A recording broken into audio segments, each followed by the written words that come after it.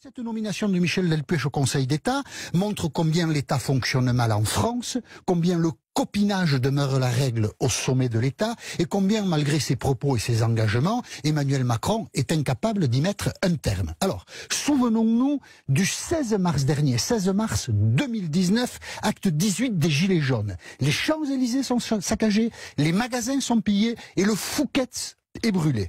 Christophe Castaner, ministre de l'Intérieur, pique une grosse colère et dit « Je ne suis responsable de rien » et désigne comme responsable de tout Michel Delpech, préfet de police de Paris. Michel Delpech est viré. 66 ans, Michel Delpech. Et on pense là qu'après une carrière de haut fonctionnaire, l'heure pour lui est venue de la retraite. Et on se trompe. La semaine dernière, en Conseil des ministres, un décret est pris qui nomme Michel Delpech conseiller d'État extraordinaire nommé au tour extérieur par le gouvernement. Le tour extérieur, ça veut dire que c'est une pratique discrétionnaire pour le gouvernement. Il nomme, il y a 12 postes, il nomme qui il veut parmi ces 12 postes. Il n'a de compte à rendre à personne. C'est un placard doré, c'est ça? Absolument. Parce que la conséquence de cette nomination, c'est exactement le placard doré, Nikos. C'est que Michel Delpech, plutôt que toucher sa pension de retraite, continue d'être payé par le ministère de l'Intérieur. Il gagne plus.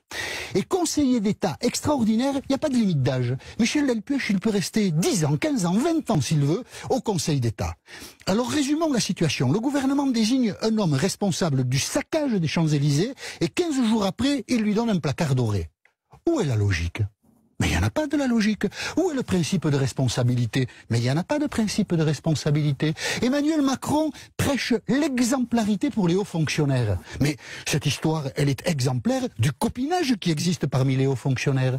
Emmanuel Macron veut supprimer l'ENA. Pourquoi? Parce qu'il dit qu'il ne faut pas que se constitue une caste au sommet de l'État. Mais le décret qu'il a accepté en Conseil des ministres, c'est le symbole de la caste qu'il ne veut pas voir au sommet de l'État. Tout ça est totalement illogique. Quand la politique fait l'inverse de ce qu'elle dit, elle est faible. Et quand un président de la République laisse faire l'inverse de ce qu'il dit, le président de la République est très faible. Jean-Michel Apathy, très remonté ce matin.